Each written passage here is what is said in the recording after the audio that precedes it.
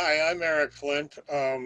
This is a special edition of the Bain Traveling Roadshow, which I think probably many of you have been to before. That's where Toni Weisskopf, Bain's publisher, or Jim Mintz, or some other person with Bain presents upcoming titles that Bain is going to be producing, and does it accompanied by showing people the book covers and the illustrations that are going to grace the books. And we're going to do that here, but it's a special edition because it's only about me. And more specifically, this is Tony's suggestion, and I liked it a great deal, is that what we're going to focus on is all the various books, or not all of them, but many of the various books that I write that are not part of the 1632 series, which, believe it or not, is quite a few. In fact, I write a lot of stuff that's not alternate history at all. So that's what we're going to be focusing on in the coming hour. And I will now hand it over to Toni, my publisher. Hi, everybody. I'm glad to be here. I'm glad to be here talking with Eric and get this opportunity to have this very special Bain Roadshow that focuses on the breadth of and depth of Eric's oeuvre. So hopefully we will make the technology work so that we can see the PowerPoint presentation and look at the beautiful covers and talk about the books.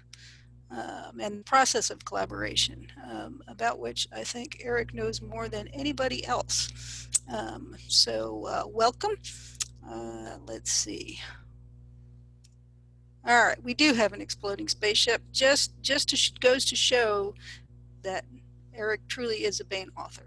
So. And setting the tone. So as with any Bain Roadshow, you should go to Bain.com. You can find all of the books that of Eric's that we publish.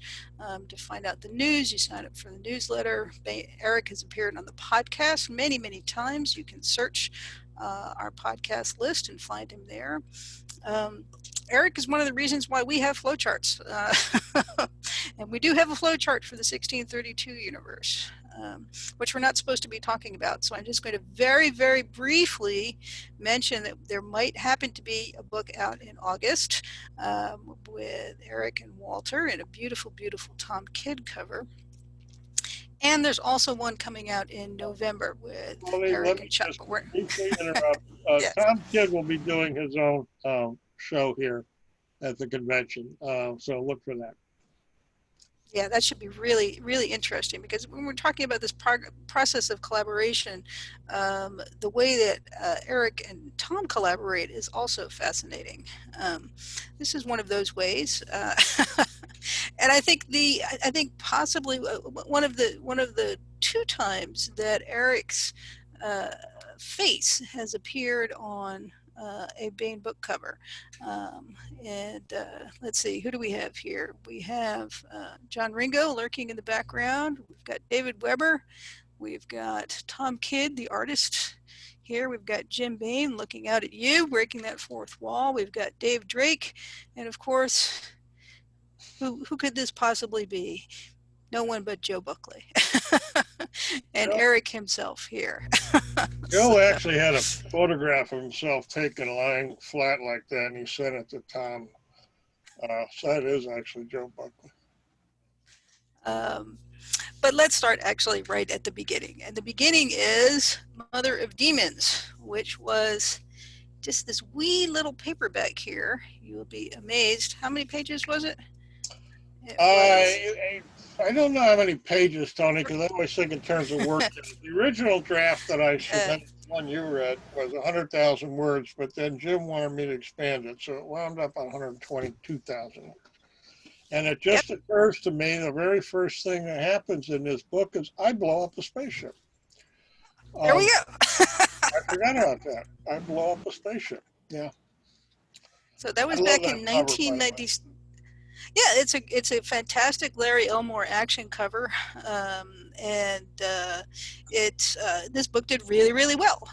It kicked off your career. It was not your first published work, if I recall correctly. That was a short story in the Writers of the Future anthology. Is that correct? Well, not counting the porn. Yeah. No, I'm kidding. I'm kidding. I'm technically, kidding. I'm kidding. I'm kidding. technically, Yes. my first published work was an article called Trade and Politics in Barotseland during the colonial period of hegemony that was published in the Journal of African History in 1970, but that probably didn't count. But yeah, my first science fiction published story was in the Writers of the Future anthology. It came out in 1993. And that was fantasy. Yeah, it was called Entropy and the Strangler, and years later it wound up being the prologue to the novel The Philosophical Strangler, which is being published. It Yep. originally was intended to be part of the novel. I just sort of filed off the serial numbers around the corners and turned it into a short story. Yeah. And this is completely different, right? This is This a is totally different. planetary story. Yeah, Yeah. Yeah. yeah. Yeah. This there's a kind of historical element in that I know a lot of history, and so the setting is based partly on Bronze Age Mesopotamia, partly on there's big parts of the plot that are part of the history of the Southern Bantu in the early 19th century, which is what I was studying. You know, there's stuff that comes from history of Hinduism, but it's all filed off and retold as a science fiction story. And I think to this day it's one of the best things I've ever written. And I know it's David Weber's favorite book of mine, and I understand why it is. That's David great. has Yeah. differences on various issues, but we have the same view of human history, broadly speaking.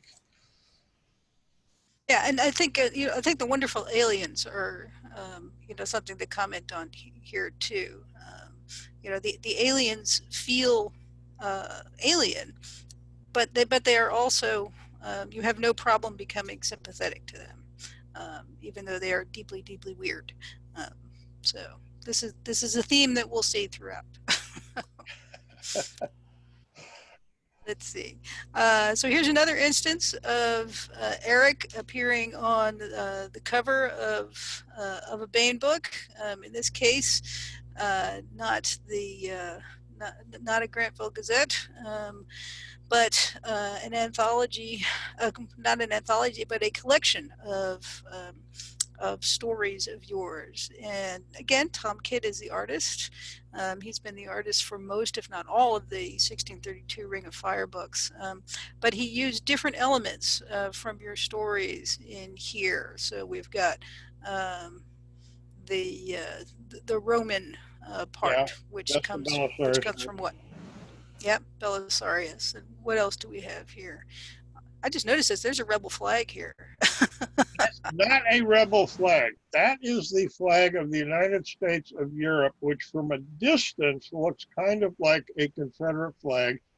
And I did that on purpose because it really irritates the history. The hero of the story is a West Virginia coal mine leader, and being a West Virginian, it irritates them that the country is now the prime minister of has a flag that from a distance look a lot like the Confederate flag. If you look up close, it's not. It's got the Swedish Right. royal Yes. Yes. arms in the middle of it. It's not really, but from a distance it does. Yeah. How about this little fella? I'm trying to. I think I think unless that's I from Rats, had Bats, and some, I Vats. think Yeah. Tom just sort of made that up himself. I'm not sure. I, I Um, think that's from Rats, Bats, and Bats. That's what I oh think yeah, that yeah, is. yeah, yes, yes, of course, that is what it is. Yeah. Yeah, that is what it would be. And this, I'm not sure about the statue that's sort of kind of in the window. It, um, it's got a kind of, that's a firearm of sorts, although the design of the statue is kind of sort of like something a Hindu god would be. I'm not sure what that is. I'll have to ask Tom. Yeah. They published over 60 novels, and so you actually forget some stuff unless you're reminded of it. But I really And like these, so that the, cover. When Tom showed it to me, in those days I still wore glasses because it was before I had my cataract surgery. Um, but it was and I had more hair in those days too. Now, But now you usually have the bowler as your signature I, signature hat, but I would, this would be really cool too. yeah, I thought of wearing the You could bowler. you could cosplay yourself. Huh? You could cosplay yourself. Yeah, I know, I know, I know. Uh, anyway, But yeah, there's lots of little elements in there, and that's something that's typical of a Tom Kidd cover for a Flint book. And there was a sequel to this, Worlds 2, which we did just a couple of years ago. And this, so far as I know, does not have a portrait of you in it. no, no, no. This is a very different cover, and Yeah. Tom didn't do this cover. No, no, it was a British artist guy named Adam Byrne. Yeah. Yeah, my wife really likes that cover. Uh, you know the what's unfortunate. Well, it's not really unfortunate. It helps sales, but if you look at the illustration without the one, it's really very striking illustration. It's just unfortunate that because it's sort of subdued. Yeah, when you put everything over, you tend to lose it. But that illustration is terrific. Um, It uh, is. It gets across that sort of epic yes, sense of wonder um, yeah. that that the science fiction will get you, and that sense of passage of time that alternate history and time travel gets you. So, yeah, I think it's a great cover too. However, the demands of marketing sort of invariably come into play, and you got to put a title on it and the author's name, and so it goes. You do, and the more you sell, the bigger your name gets on the cover. So. So we're going to sort of sneak in here. I have to say that I was amazed going back in my PowerPoint list how far back I had slides. So I had slideshows from 2004 that I could get covers from.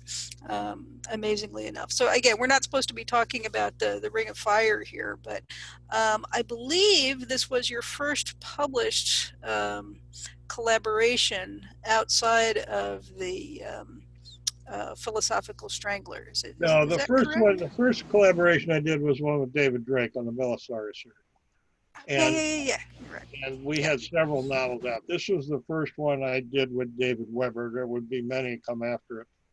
And Yep. Yep. when Jim Bain showed me and David that cover, we both said, Jim, there is no such ship looks remotely like that appears in a novel. And he said, well, that's your problem. So I figured out a way to write a scene in the book that explains that cover, which is that in the book, that is actually a painting hanging on a wall of what a 17th century person thinks the ironclad might look like when it gets finished. But Jim It's has marketing. made me jump Yeah. through hoops. Yeah, for sure. It's a fantastic cover. It was, if I recall correctly, a New York Times bestseller, and it did its job.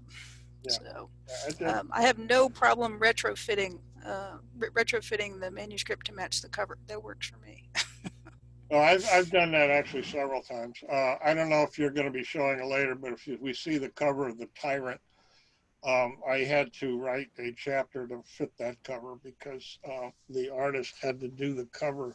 Oh, well, it's a long story. If you're not going to show it, there's no point going into it. But and this is the next one I did. Well, actually, the second one I did with David in the 1632 series. And this was actually the first collaboration I did with Tom. The first cover Tom did for the series was the third book published, which was 1634 to Galileo Fair.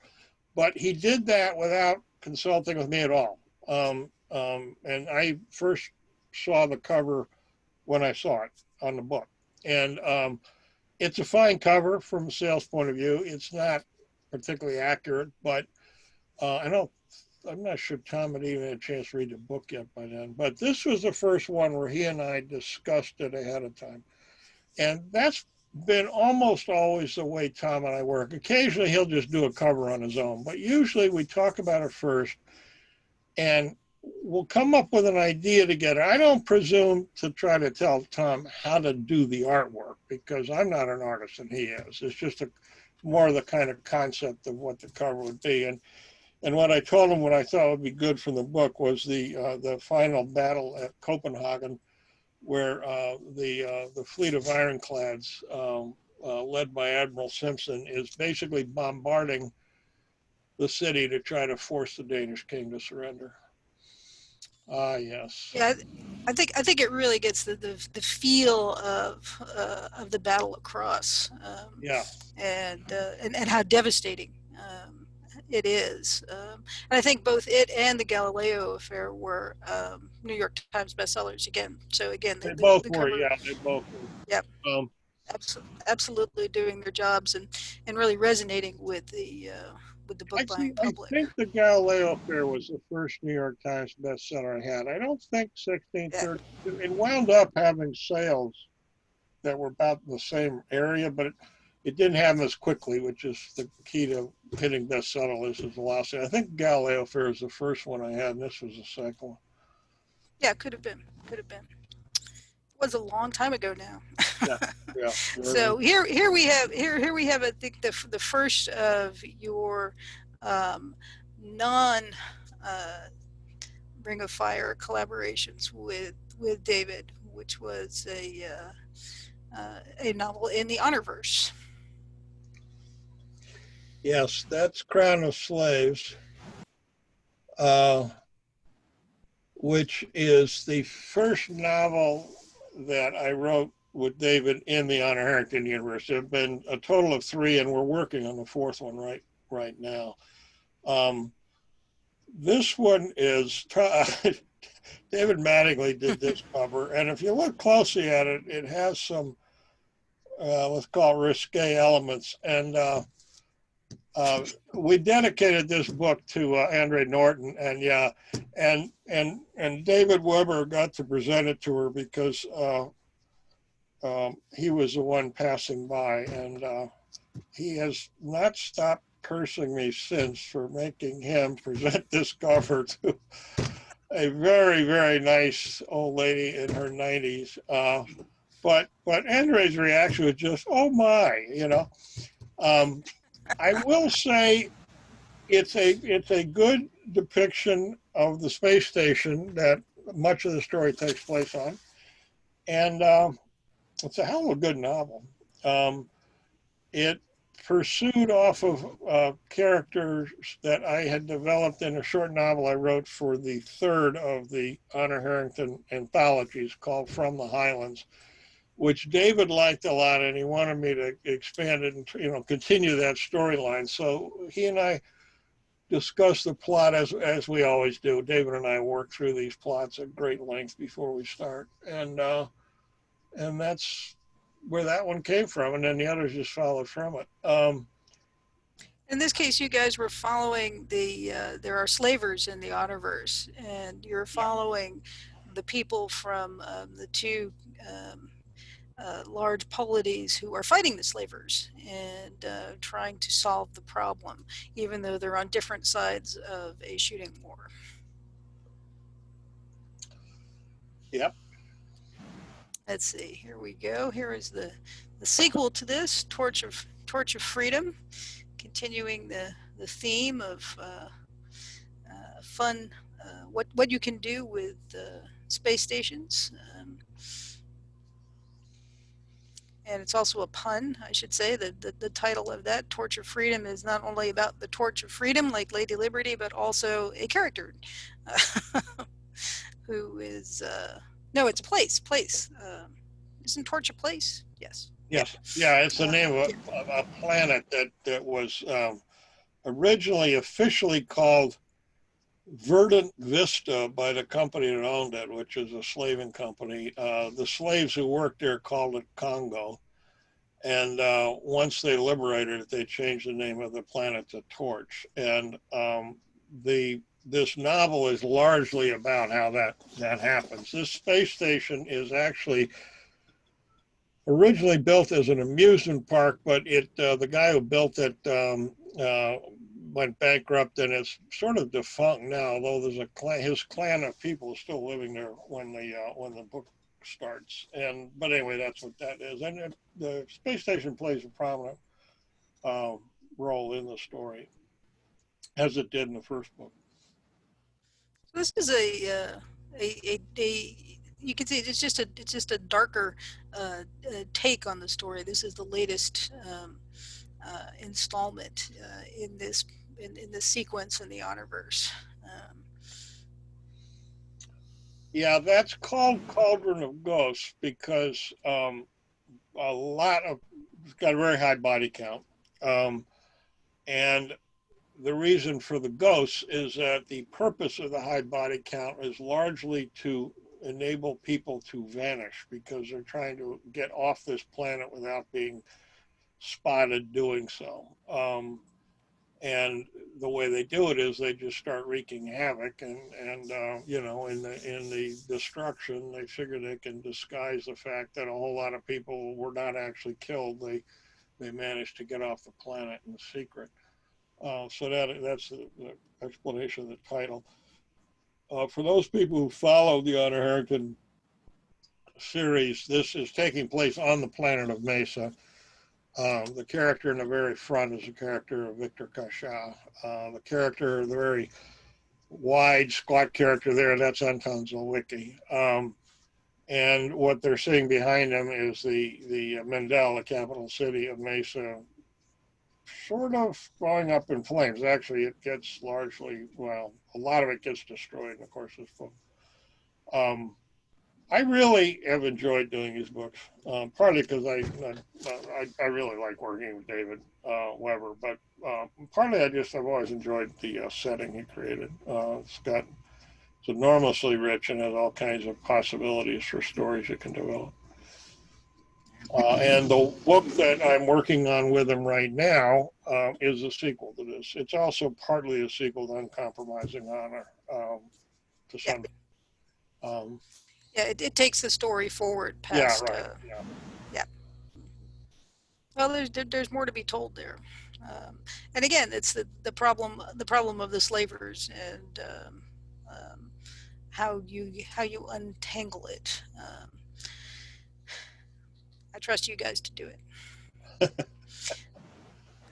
So here we have the series that we were talking about earlier. Your first collaborations were with David Drake. So how did that go? How did that work with you and David? That worked great. That was the way that collaboration. All collaborations have their own different dynamics, and Yeah. David Weber and I, when we collaborate, but we really mix it up. I mean, we'll both do a lot of writing and we'll pass chapters back and forth. And at one time, because on Bane's Bar, some smartass irritated both David and I because he claimed he knew exactly who wrote what. And so we presented a chapter that we'd written in which I've forgotten which way it went, but either the sentences I wrote were in all caps and ones David did, and it was a complete bowl of spaghetti. So, you know, he said, no, you don't know which one of us wrote it. With David, it's different. He plotted out the Belisari series, and David does absolutely wonderful, extensive plot outlines. I expanded the plot outline, but I didn't change the fundamental structure of it. I just expanded it by providing some of the background that he had not provided in his original outline because he didn't know who was going to be writing it when he did the outline. But I then did all the writing. And with David and I, that works best if we do it that way. I have the opposite relationship with Chuck Gannon, where it's the same dynamic, only it's in reverse. And Chuck basically does all the writing. And a lot of that has to do with the way storytellers tell stories. David Weber and I tell stories much the same way. David Drake and Chuck Gannon, in different ways, have a different way of constructing a story than I do. And we'd probably just be tripping over each other if we actually tried to write together. So it works better to do first draft, second draft is the way it works. And in David's case, this was the beginning of my career. I mean, the first novel I did was Mother Demons. The second novel I did was the first novel in this series called An Oblique Approach. And that 2 years I spent, and all I did was write this. I wrote the first 4 books in this series. And that I think of as my apprenticeship. David was really my mentor. And I learned more about writing from David Drake than any other person ever. And this is the later omnibus trilogy that Baen produced, and these are the first 2 books. I should mention, because David likes to tease me about it, that he wrote this to be a trilogy. I turned it into 6 books. David and I don't write the same way. And he likes to say that if he'd written it, it would have stayed a trilogy, which is undoubtedly true. It would have. David is a more terse writer, let's say, than I am. Mm-hmm. This, I will say, this is the final book. I will say this 6-book series is really, really good. Yep. I must say it's honestly, I've always been proud of this series. I recommend people read it. It's a lot of fun, but does have an underlying point to it, which is a sort of examination of what defines humanity in the first place. I mean, don't worry. The message is not disguised, but it comes couched in a lot of adventure and romance and action. It's also the only thing I've ever written that is sort of close to a superhero story. It's got 3 of the world's greatest swordsmen. It's got the world's greatest general. It's got a beautiful 16-year-old princess who's also a martial arts expert. It goes on and on. I don't normally write stories like that, but that was sort of the nature of this one. And it was fun to do. I don't want to do it again, but it was fun to do. I don't have a slide for this, but we should mention that we turned one of the short stories in this series into a radio drama that you can get at Baen.com. That was a novella I wrote called Islands, which I wrote for an anthology that Bill Fawcett put together called War Masters, and it had a story by me, one by David Weber, one by David Drake. And Islands is couched inside the series. And then later, at David Drake's recommendation, I took it, rewrote it somewhat, expanded it, and we folded it back into the final book in the series, The Dance of Time. And I will say that Islands is one of the best things I've ever written. It's really, I will say, it's just a terrific story. And it's a novella. It's not, it's not a short story. It's quite long, but it's really good. And that we included Islands in, I believe, Worlds. I think it's in Worlds, isn't it? Yeah. If it's not, it's in a second. Yeah. Yeah. I just threw this in here just as a again acknowledge Andre Norton's influence on you, and to point out another really cool Tom Kidd cover. Andre Norton. When people ask me what my literary influences have been, actually the single most important literary influence is the Japanese movie director Akira Kurosawa. If people have ever seen his movies, I write sort of Kurosawa type stories. The next one might be Louis L'Amour. I'm not sure. Yeah. What a lot of people don't realize is that 1632 is a Western, which I just kind of filed off all the serial numbers and made a collective. But basically, in the valley, the honest homesteaders are being oppressed by ruthless cattle barons with their armed gunslingers, and into town rides an unknown stranger who turns out to be the fastest gun in the West, and he falls in love with a refined Eastern girl who in the 1632 series is actually Sephardic Jewish. But you file off all the serial numbers and you're kind of almost looking at Shane is what that novel is. And that's because although the range of Westerns tends to be limited, the really top Western writers, damn it, they know how to tell a story. They really do. Yeah. And Yeah. one of the things I Yeah. realized as a 16-year-old when I first started reading them is that what Westerns really are is male romances, because the real tension in the book is not who's going to win the gunfight at the end. That's a given. It's who's going to get the girl. And there's a reason why most of my books have a lot of romance in them. And I learned that from reading Westerns, because they never have it on the cover. You'll never see a woman on the cover of a Western novel. So Yeah. the guys can carry it around in public.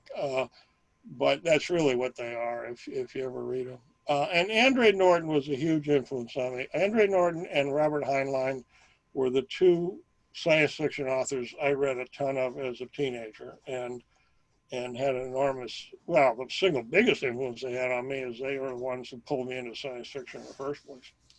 Uh, First science fiction novel I ever read was Robert Heinlein's Citizen of the Galaxy, which my mother bought for me for my, I think it was my 11th birthday, if I remember right. Cool. Well, that's a great one. And again, deals with the question of slavery. Uh, so you're, This, one of the many things that you do is bring um, bring older authors yeah, back to public attention, and this was one of those projects. yes, it was. We released the complete works of Christopher Anvil in 7 volumes, just as I had previously, Bain, I shouldn't say Bain Books did it, I edited it. We We we had, huh? we Yeah. We had done the complete works of James Schmitz prior to that. And I really had always enjoyed Christopher Anvil when I was first getting into science fiction back in my case, the 60s. I think I started, well, maybe the late 50s. And Christopher Anvil was a mainstay of Analog Magazine back in those days. And the thing that made this project kind of special for me was that Christopher Anvil was still alive when I did it.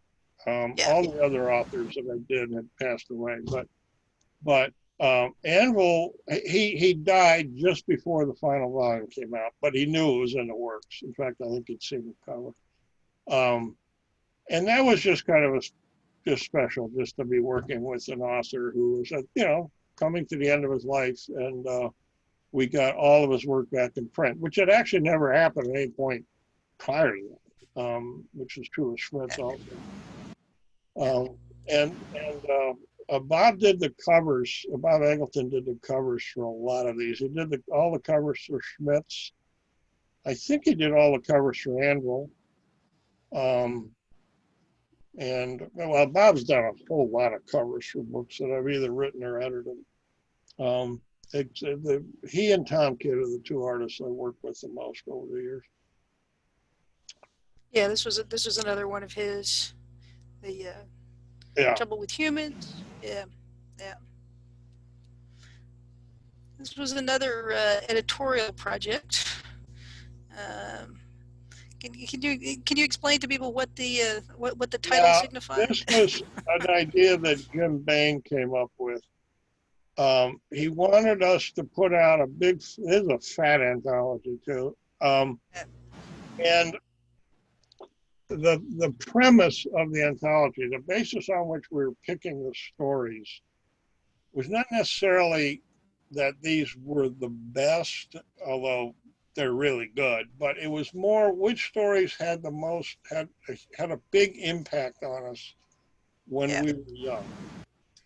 And we went through and picked different stories from different authors that really had mattered to us when we were all teenagers. And that was the basis on which this anthology was compiled. And it's a hell of an anthology. I'll tell you that. It really is a terrific Oh yeah. anthology. And there are little essays written by either me or David Drake or Jim, um, little as prefaces to each story, explaining why we picked that particular story. Um, and that was the basis of this anthology. We did this, gosh, it's been at least 15 years ago. I've forgotten. Yeah. Let's see. Let's see. It was before Jim passed away, so that was, what did we say? 2005, January 2005. Yeah, 2005. that was my memory. So, so that's not the only time that you've put on your editorial hat. No, Do you talk about Jim Bain's universe? yeah, what happened was that Jim Bain decided he wanted to try launching electronic magazine, and Yep. he asked me to edit it. So Yep. we did, and it was called Jim Bain's Universe, and the first issue came out in June of 2006, and Jim died about 2 weeks after it came out. If I'm Yep. remembering the dates right, it was around mid-June, I think, wasn't it, Tony, Yep. when Yep. Jim passed Yeah, away? he died June 28th, I believe. Yeah. Yeah. Okay. Um, so he did see it as it came out at the end, and um, we kept it going for another 4 years. It came close to making it, but it didn't get there. So we eventually had to close it down. The thing that's always frustrated me is looking back on it. We were premature, as they say, because Kindle didn't exist when we launched the magazine. Kindle came out It, afterwards. And so when we launched the magazine, and back in those days, there was no large universal platform that lots and lots of people were using. So basically, the problem was the base readership magazine depended too much on regular readers of Bain Books titles, and that just wasn't enough to carry the magazine, particularly given that we were paying the best rates in the industry. And it's too bad because it was a hell of a good magazine. It really was. And I edited it alone the first 2 years, and then the last 2 years of it, Mike Resnick. I asked Mike to be my co-editor because, partly just because I'm also an author, and it's the author side of it that pays the bills, not the editing. And I just couldn't keep doing that much work as I was doing. So I asked Mike, and Mike had always wanted to edit a magazine. He'd never done it. So the two of us worked together the last 2 years of it. Um, and it lasted 4 years, which, by the way, is actually, I hate to tell people this, it's actually a pretty good run for a science fiction magazine. it is, and it also served, I think, as uh, the spring for both of you, for your other, other editorial Oh projects. no, Granville yeah, Gazette, yeah, yeah, no, for yeah. you, and Galaxy's Edge for Mike. Yeah. No, absolutely. Yeah, I have a magazine, Jim Pay's Granville Gazette, that's devoted to the 1632 series. The way that got started was that early on, after we published the first The Ring of Fire anthology, which did quite well, and then Yep. people kept writing stories, and it was sort of like fan fiction, except we were paying people for it. And I raised with Jim, I said, hey, how about trying to launch an electronic magazine, that would be devoted to the series? And Jim said, I like it. He said, I think it's a promising idea. He said, but honestly, I got enough on my plate. I don't want to deal with trying to do a magazine again. He had been the editor of Galaxy back when. So he said, if you want, I'll lend you, whatever you need to launch the magazine, you pay me back. And that's how he did it. And the magazine did quite well. I was able to pay Jim back pretty quickly.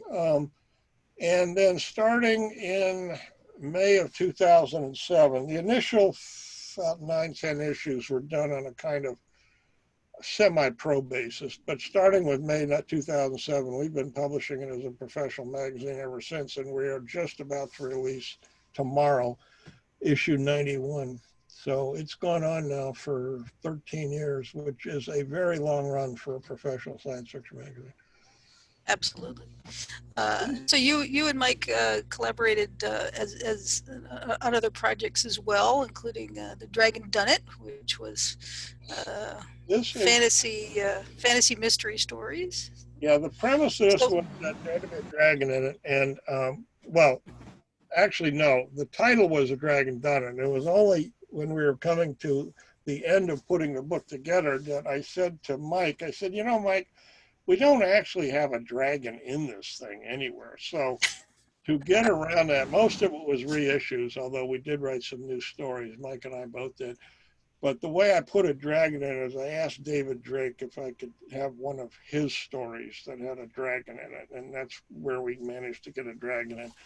Uh, Most of these don't actually have a dragon in. What they are, though, are mystery stories, murder mysteries, basically, that are done in a science fiction or fantasy setting of some kind or another. And we went way back. I've forgotten one of the stories we reissued. I believe is in the public domain. I've forgotten. I'm blanking on which one it was, but we had a lot of fun putting together that anthology. yeah, for me, it was a great excuse to get a Randall Garrett story out there. But yeah, yeah. Let's see. Huh. Are we hanging up for some reason? Hmm.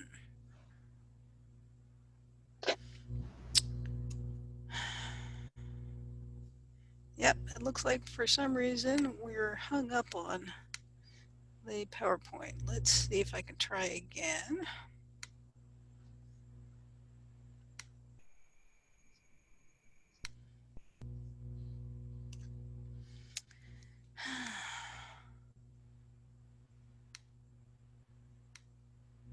Okay, there we go.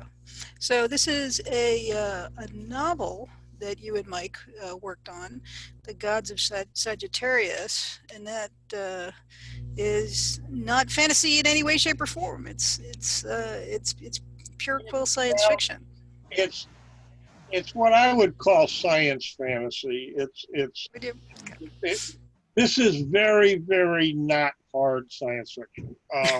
It's it, it's technically it's science fiction. There's officially no fantasy element in it, but we didn't worry too much about exactly how plausible various space drives were and whatnot. This, I'll be honest, Mike and I just had a lot of fun with this. We he I had wanted, I proposed the idea to him, and it's basically Indiana Jones, intergalactic Indiana Jones meets Alien on a Mission of Vengeance is essentially what the plot is. And Mike wrote the human storyline, and I wrote the alien storyline until we got toward the end, and then at that point, I wrote the last part of it and then had Mike look over it. Part of the reason I did that is because, like I said, collaborations work different ways. And the truth is, Mike and I don't tell stories the same way. Um, and we were, at first, it was not a problem because we were telling two different storylines that didn't intersect, or they intersected briefly once. But once we got toward the last about third of the story, we had to actually blend the two storylines together. And I just finally said, Mike, why don't you let me finish it, and then you can look at it and make whatever changes you want. And he said, okay. But it, um, it was, I told you once, Toni, that when the first time we did a Bane Traveling Roadshow, and you showed this, and the book had come out a few months earlier, and I said the Amazon reader reviews I noticed glancing through them tend to be either 5 stars or 1 star. One of those books people either really enjoy it or they really don't. And that doesn't surprise me because that's kind of the spirit in which Mike and I wrote it. I mean, this was kind of our story. We wanted to have fun with this thing. And in my case, what I wanted to do was posit an alien species that's deeply theological. In fact, Yep. they're in the middle of their own version of 30 Years' War when humans encounter them. But whatever differences they have, their entire theological premise is exact opposite of that all human religions are based on. Human religions, all of them, are based on a premise that whatever God or gods exist are basically the good guys. And the aliens premise is all you got to do is look at the universe, and it's blindingly obvious that whatever deities exist are some mean, nasty, and you want to stay hidden from them and don't bring them to your, bring yourself to their attention. It's just a whole completely different way of looking at the world. And the way they interact with humans, whom they view as dangerously optimistic. I had a lot of fun with that. I really did. And finally, it's got a great cover. Yep. Yeah. Yep. That That's Adam. there is a monster appears that actually is Cthulhu. Cthulhu. Only it's a sort of science fictional version of Cthulhu. It's not quite the one Lovecraft came up with, but that's the one. Yeah, that's what you're seeing in the background. And our heroes in order to escape have to fly through its mouth. And if you want to know how that works, read the book. Read the damn book. Read the book. This is another series of yours that has been going for a while. This started with the first book in this series was called The Course of Empire. This is the second book. I did the first two books with Kathy Wentworth. And then we were starting on the third, and then Kathy passed away. She died unexpectedly and prematurely. And David Carrico, whom I had done a novel with in the 1632 series, I've been developing his writing skills, which are very, very extensive and good by now, in the 1632 series originally. This was the first book. I will say I think this book is one of probably half dozen best books I've ever written. And it takes place on the Earth. It's a near future story. It takes place about 20 years from whatever the future is, for whatever present you're in right now. It starts about 20 years later. And the premise is that an alien species has conquered the Earth. And the historical model I used for it was the Roman conquest of the Greeks. And what I was interested in is the phenomenon, which is what happened with the Roman conquest of the Greeks and the Mongol conquest of China. What happens when a more militarily adept and better politically organized society conquers one that is actually more advanced and sophisticated in most other respects? And what you get coming out of it is a kind of hybrid and which is what happened. It's happened in history more than once. And it was just a fascinating book to write, and to make it work, we had to develop an alien species that was both alien but still comprehensible. And that's called the Jow. And I think Kathy and I working together I think we did a terrific job with them. There is also, which is never part of the Roman Greek historical experience, there is in the background a really nasty species called the Ekot, who are basically, they're not, you can't say they're homicidal, they're for killing off all intelligent species except their own. And they're moving through the galaxy, engaged in a war of extermination, and the Jow and the humans working together have to try to stop them. And that's the third book in the series, as far as we've gotten. And this is a really, really good space opera, I guess you'd call it. I really like that first book. The other two are very good too, but that first one's special to me, just because of the trick it took to pull it off successfully. And these covers, these wonderful covers are all about Bob Evans. Yeah. They are. Now, one of your longest running collaborators is a fellow named Dave Freer. Yes. Dave and I, I have done either 10 or 11 books together. I can't recall how many. This is the first novel we collaborated on.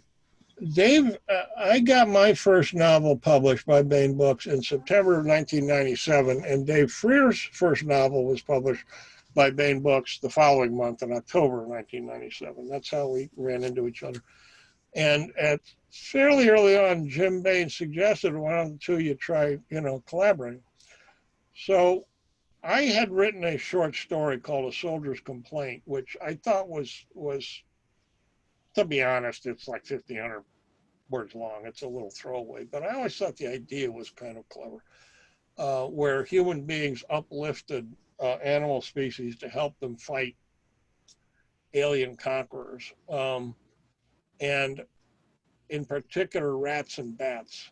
And I showed it to Dave, he liked it, and so this was the end result. There are two books here, this one, and there's a sequel called The Rats, the Bats, and the Ugly. And in addition, we wrote a novella, which is the prequel to both the novels, which was published in Toni's anthology. What was it, Toni? Adventures in Time. What was the title? Yeah, it was one of the Cosmic Tales. Yeah, it was one of the Cosmic volumes. Tales. Yeah. It was the one, not the one that takes place within the solar system and beyond it. And that's where it was The first. next one, yeah. Those three stories put together are actually a trilogy. And then Dave and I later, for years later, for Jim Baen's universe, wrote a novelette called Crawl Space, which is set in the same setting, but it's about 100 years later. Cool. Yeah. I don't know that I've ever read that one. I love this cover because of, it's got Clint Eastwood as a gun-toting shrew. Yeah. So Yeah. Well, can you back up, Toni, to the earlier cover? Can you do that? Yeah. I've told this to. I'll wait till you get the cover up, and I'll show you. Yeah, this is personally one of my favorite covers ever, and I've told that to Bob that I love this cover because it captures the spirit of the bats and the bats, but sorry. But what it isn't is, and I told this to Bob, it's actually, I don't think, a particularly good sales cover, even though I love it, because the problem, it doesn't actually convey clearly that a cover needs to convey a story, that there's a story here, which most of Bob's covers do wonderfully well. This one is absolutely charming, but I'm not sure it does that. Bob's not sure if I'm right or wrong.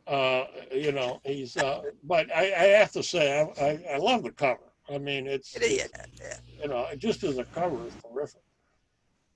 Yeah, I've got this one. I've got this one here, The Rats, the Bats, and the Ugly. I've got that one up on my office in North Carolina. I just love it so much. Well, no, see, that one shows you, okay, there's a story here. It's not clear what the story is, but it's okay, there's a sense that there's a story there, which in the first one, it's just kind of, there's these really interesting looking critters, but anyway, just my 2 cents as an author on how I think. It's, the art of doing cover illustrations is a real art in and of itself. It's part of it's being a good artist, but there's more to it involved. You have to figure out how. I think these covers by Bob too. No, this is David Mattingly. Yeah. This is a novel David and I wrote. I keep calling him David because he prefers Dave. I got too many Daves and Davids in my life. I feel you. No, I'm serious. David Drake, David Weber. I write books around David Carrico. The way this came about was I've forgotten, in the course of an email exchange I was having with Dave, I said, it's been a long time, I think, since somebody wrote a generation ship novel. And so we decided to do one. Um, and what this is kind of Rendezvous with Rama in reverse, in that that ship, which is a generation ship, is full of humans, and they arrive in a system where the aliens come to see, well, what is this thing? And each one of those, this was Dave's idea, each one of those globes you see is a separate habitat. And the way this colony ship works is that rather than slowing down every time they get to a planet, they just drop one of these off, so Yeah. they can send a generation ship to many different planets because they don't lose all the time of constantly slowing down. Each one of these will have to slow down. They're not tying up everyone else. Anyhow, You get to explore different cultures in each of the different bulbs, and that was really cool. I like that. yeah, yeah. And it's an This is alien a too, because it's aliens who are exploring and encountering humans, different cultures of humans, and humans seem very weird to them, although in every culture, some more than others. this was another little series that you did with Dave. Uh, these were weird. This is Pyramid Power. It's the second book, and the first one is Pyramid Scheme. And Yeah. the premise here, I had always loved the L. Sprague de Camp and Fletcher Pratt incomplete enchanter stories, and I wanted to see if Yeah. it could do a sort of modern take on it, without just cribbing from them outright. And so I came up with a premise that I thought would work, and I raised it with Dave. He liked it, and what it is basically is that there's this alien species is essentially trying to conquer the earth, but the way they do it is they send a probe which is messing around with human minds, and what happens is human beings get transplanted into ancient mythologies of their own creation, and we go from there. And the first book, Pyramid Scheme, takes place in Greek and Egyptian mythology, and the second one, Pyramid Power, takes place in Norse mythology. And if Dave and I ever get around to doing the third one, which I don't know if we ever will, but if we do, it would probably be Celtic mythology. But This is not your Marvel Thor. right, huh? Yeah. This is not your Marvel Thor. Yeah. Well, I don't, I have no idea if we'll ever get around to it. But right now there are two books. There's a cover for Slow Train. So you and Dave together have collaborated with Misty Lackey. We've done again something completely different, right? Yeah, we've done 4 novels with Misty. This is the second novel in the Heirs of Alexandria series, which started with The Shadow of the Lion, moved on to This Rough Magic, then goes to Burdens of the Dead, and then goes to Much Fall Blood, and then Burdens of the Dead. It's an interesting series because there are 3 of us who started, but not necessarily 3 of us on each book. So what's actually the second book in the series, Dave wrote on his own. It's called A Mankind Witch. And the 6th book, Dave and I wrote alone without Misty, and that's called Plagues, All the Plagues of Hell, which came out about a year and a half ago. And the next book in the series, I will be writing with Misty without Dave. That's called The Great Doom's Image, and we won't be starting it for a bit yet, but that'll be the next one in the series. This is the one I did with Dave that just came out in I think it was early 2019. I've forgotten, but it's been about a year and a half, 2 years ago. And that's a cover by Tom Kidd, isn't it, Toni? It is. Yeah, It that's what I is. thought. It looked like that. Yeah, Larry Dixon had been doing the covers on these, Larry had done the covers but he had that we do. Yeah, he had another commitment, I believe, so that he couldn't do this one. But we got Tom to step in and do his interpretation, which was really neat. Really, I like that cover, and it's very accurate to a scene in the book. That is not a dragon, by the way. That is a giant serpent.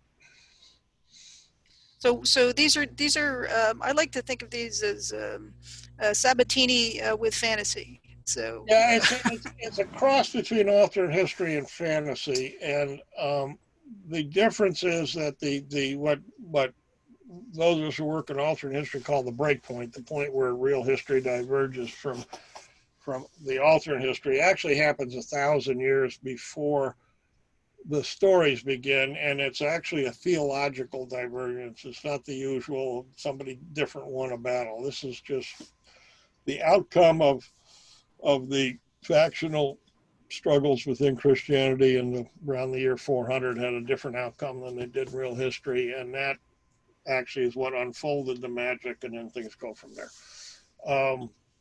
And it's a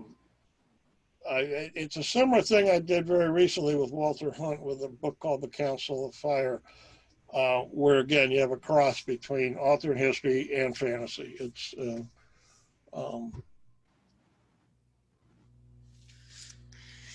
this is a another series that you've worked on with Dave. Started out as stories that James Schmitz wrote, well, including a not this novel. one, Tony. This is part of the yeah, this one, right? Yeah. Hmm. And then we got most recently we just released the Shaman of Karis. Um, There are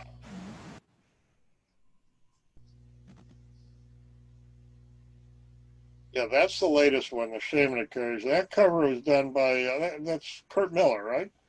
it is, yeah. Yeah, yeah. Um, um,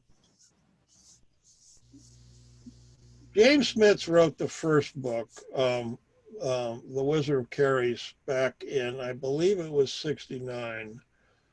It was actually nominated for a Hugo, but he had the bad luck that he came up the same year that Robert Heinlein, I think it was Heinlein's Moon is a Harsh Mistress. And, you Yeah. know, I didn't win. Schmitz was nominated for Hugo's several times, but every single time he came up against, and one time I think he lost to his Alasny story, another time to a Harlan Ellison story, it's just luck of the draw. But I remember reading the Witches of Carys when I was, oh gosh, I would have been in my early 20s, and it's just an absolutely charming story. It's what he called science fantasy. It's similar to what, well, it's not at all the same premises, but it's the same spirit in which Mike Resnick and I did the Gods of Sagittarius. It's science fiction officially. It's not fantasy, but boy, it skirts the boundary really close. In the How did you guys come to do the sequels? Well, what happened was that um, I don't remember exactly how it got started, but I was working with Misty Lackey and Dave Freer doing the Heirs of Alexandria series, and it came out that we were all fans of Schmitz, and particularly Witches of Carey. So I think it was me who suggested, how about seeing if we could do a sequel? And we could do it because we had the rights to do it, because when we acquired Schmitz's estate to reissue all his works, I had asked Jim, and I think actually, Toni, you were the one who did the negotiating with the estate, if I remember right. But I had said that if we could get it, I'd like to get the rights to write stuff in Schmitz's universes, because I had in the back of my mind that someday I might want to write something. And sure enough, so we had the rights, we could do it. The estate gets, some of the money, but we had the right to do it. So we wrote a book called The Wizard of Carys. And the reason for that was that Misty had always wanted to write a circus story. And so what's central to that is the circus. And that's how The Wizard of Carys came about. That was the immediate sequel to Schmitz's Witches of Carys. And then Misty, that was it for her. She'd want to do that one book. She, dropped aside at that point. But Dave and I wanted to keep going. So the next one we did was a Sorcerer of Carys, and Sorceress of Carys, and the one after that was the Shaman of Carys, which is this one here. Um, I'm not sure if we'll do another one or not. The thing about it is that what this book does is complete a story arc that Schmidt began but never finished, and it's which is the at the center dramatically of this whole story. It's a romance between Captain Pousert and Goth, and it's a very tricky romance because Goth is only 10 years old when she announces that she's going to marry him when she gets old enough, and so you have to sort of carry this romance between an adult male and a little girl and make it work and without Being yucky, creepy, disgusting. Yeah. breaking any laws or alienating people beyond belief. And I think we did it. And I Yeah. think we did it very well. And I will say this: I don't normally pay much attention to Amazon reviews, reader reviews, but I have followed them for this series. And what I've been very pleased by is that all of these books, the sequels I'm talking about, Schmidt's book was always a fan favorite, but all three of the sequels that we've done have been very well received by the fans. And that is important and unusual because usually when authors pick up a series done by some dead author and try to keep it going, oh, the fans usually pile on you and beat on you and crap all over you, and man, often with reason. But I think we really did a good job with it, and the fans seem to also. The books sell pretty well. Yeah, And I think you guys figured out the what made them work without and continuing that without having the dated tone of the original stuff. right, So, yeah, yeah, yeah, yeah.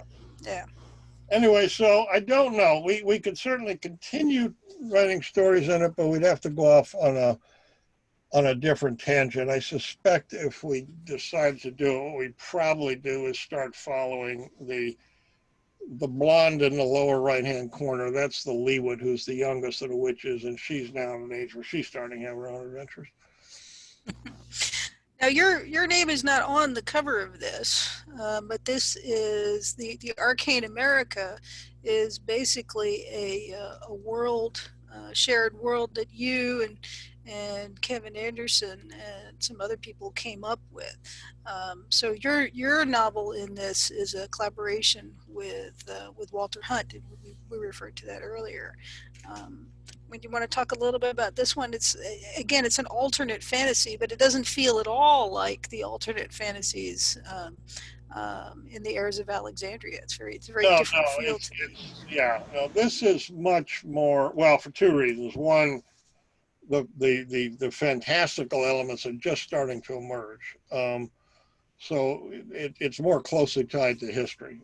This is alternate history more so than the Heirs of Alexander series. The basic premise is that when Halley's Comet comes through in 1759, it actually either grazes the Earth or hits it. It's not actually clear. And apparently there was some magical, who knows, component to that comet. And what it does is that the new world, the Western Hemisphere, is separated from the old world. Um, Nobody knows how exactly it works. There's a huge mountain range that rises up in the middle of the Atlantic, and the opposite happens in the Pacific. There's a huge drop off in the ocean. But the point is, the new world is now completely separated from the old world. Ships trying to go either way, never make it. And so, whatever societies existed as of the year 1759, which were, some white settlers from Europe and Africans brought over as slaves, and of course, Native Americans, all are now on their own. There's not going to be any more people arriving from either Europe or Africa. And what is happening is magic is starting to seep into the world, I'll say. And the magic that emerges is conditioned by the different social cultures of the different peoples living there. So there are different magics that the Native Americans have, Africans have, Europeans, people of European ancestry have. They're all different. And basically what the plot of this novel is about is the interaction between the French and the English, because the book starts on the very eve of Wolfe's conquest of Quebec, which now does not happen. And there are various forces rising that the English and the French and they have Iroquois allies have to come together to deal with. The well, well, oh, that's all right. I just wanted to go back and just mention that Uncharted did win a Dragon Award in its year. And you and Kevin were the people in on the ground floor of this. How did you and Kevin come to hook up? Well, this is actually an idea I had a long time ago. Uh, in fact, I originally raised it with Reich Spoor as a possible collaboration with him. This was many years ago, but um, there were just various obstacles in a way. One of which is that although I know a lot of history in general, I'm not particularly that familiar with pre-colonial, I mean colonial history. So it would have been a lot of research for me, and Reich was even less familiar with it. And so I just kind of sat there in the back burner. And then I got to know Walter Hunt because of working with him on 1632 project. And Walter is really an expert on colonial American history. So, okay, that solved that problem. And so we started talking about doing it. And then I've forgotten exactly how. I run into Kevin very often because we're both founders and instructors in the Superstars Writing Seminar, which we had running now for 10 years. So I knew Kevin before that. And I told Kevin about it. He got fascinated by the idea, and he wanted to do a story of a alternate version of Lewis and Clark expedition that would go through Yeah. Western America, encountering all kinds of magic monsters, then eventually get to the Pacific Ocean. Yeah, yeah, yeah. He and Sarah did a great job with that. That was Yeah. So tremendous fun. Yeah. they wrote Uncharted, which actually the first book that was supposed to come out was one Walter and I did, but because of various things, and anyway, we didn't come out first. Instead, Kevin and Sarah did. The thing about it is it's a shared universe, it's a shared world, but the stories are not sequels to each other. The story that Walter and I wrote, Council of Fire, happens right at the time and after what is called the Sundering. Whereas the story that Kevin and Sarah wrote takes place 40 years later. And now a third book has come out, written by two other authors. And I'm blanking on the title because y'all changed it. It's a bringer We of did. Caller of Lightnings, as I recall Yeah, correctly. yeah. That just came out a few months ago. And that's focuses, it's closer in time to the story that Walter and I wrote, but it focuses on Benjamin Franklin and the Yeah. adventure. So it's more like Thieves' World setting than like the 1632 universe where everybody writes in it is mixing it up and constantly. We're more separated. It's the same setting, but we're telling what are basically kind of separate stories. Yeah. So this was a brand new collaborator in a brand new genre, um, uh, set in Chicago, which is not a brand new setting for you. Yeah, this whole novel takes place within a 10-mile radius of where I'm sitting right now. Um, and most of it takes place I live in East Chicago, Indiana. Most of it takes place in East Chicago, uh, Hammond, some extent Gary, a little bit down further south, and up into Chicago, the University of Chicago. Um, I had been thinking for a long time. I had never done urban fantasy, and I wanted to take a crack at it. And the thing about the area I live, this is now the largest steel producing area in the United States, within 10, 15 miles of where I live. Pittsburgh isn't any longer, this is. And there's an enormous amount of industry here, both steel and petrochemical.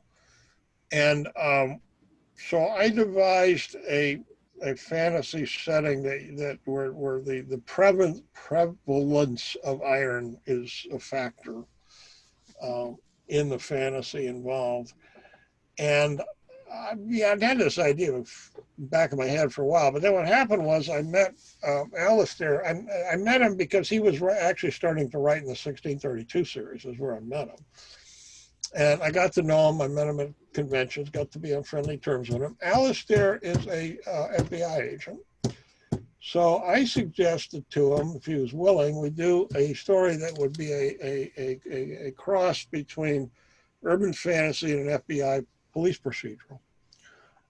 Interestingly enough, I don't know why, but it's interesting. There haven't actually been very many FBI police procedurals.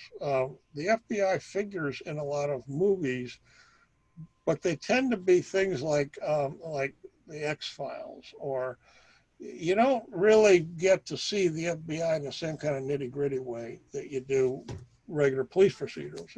It just hadn't been done that often. So Alistair liked the idea. So that's what we wrote. And the two central figures in it are both FBI agents. One of them's a young man, or youngish man in his 30s, and the other is a middle-aged woman.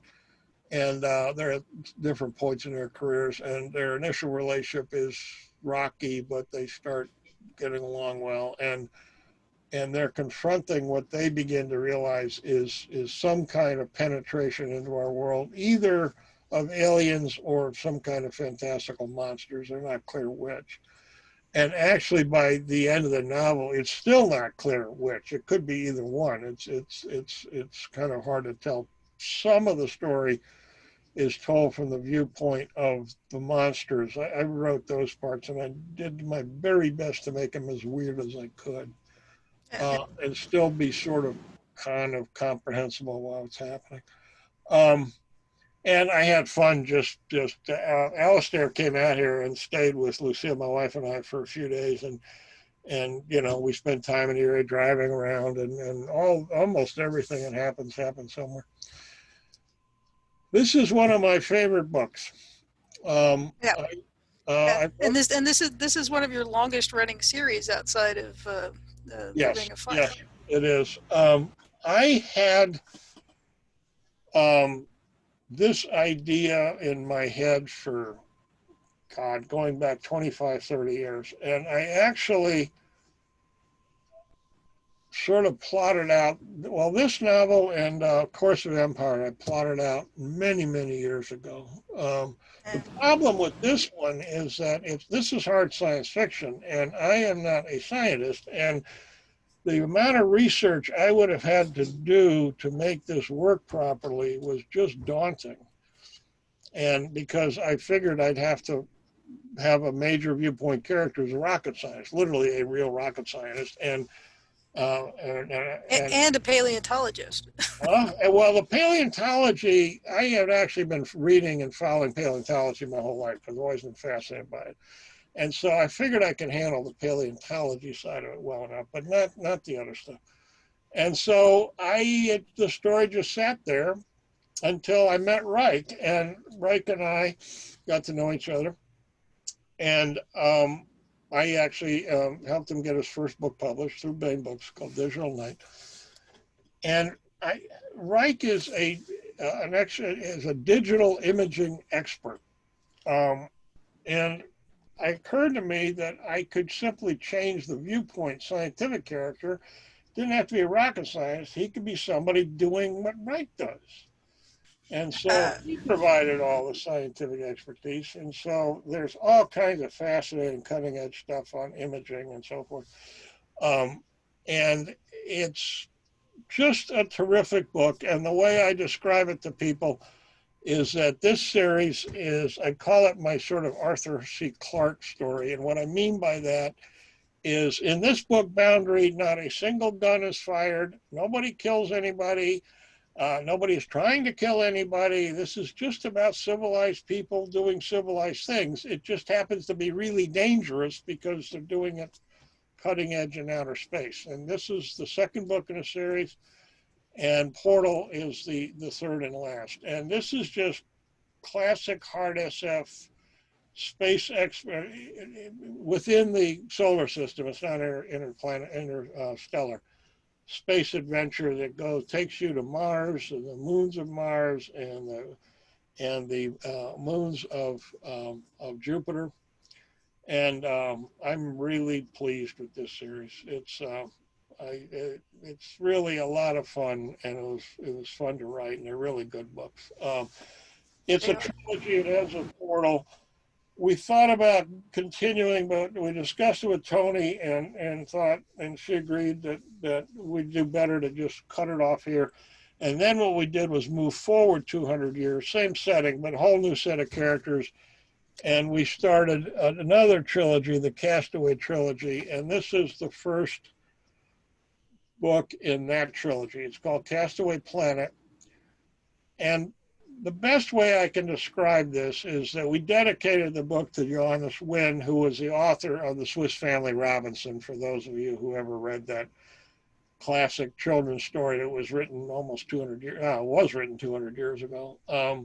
So this is sort of the Swiss Family Robinson in space, kind of. I mean, the adventure is very different, but that's the basic spirit of it.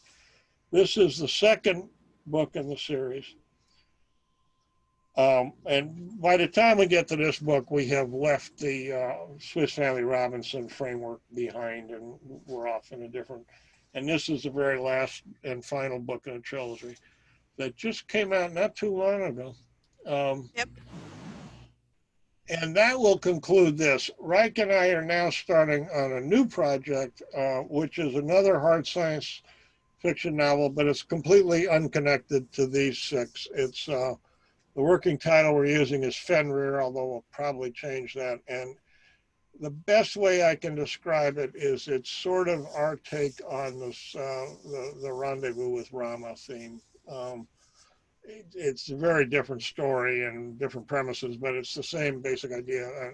An alien vessel arrives from what is obviously interstellar space in the solar system, and how do humans react to it. All right. Cool. I think that that was all the slides that I could dig up, at least. So I think we've touched on the range of your collaborators. Yeah.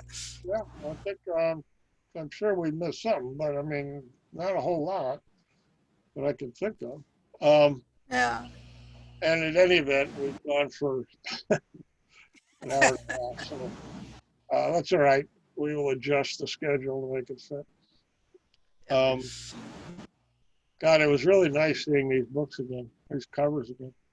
I mean, I have them up on my shelves, but I don't sort of take them down and look at them. Like I say, digging these up, you just really see just the huge breadth of what you've done, and it's.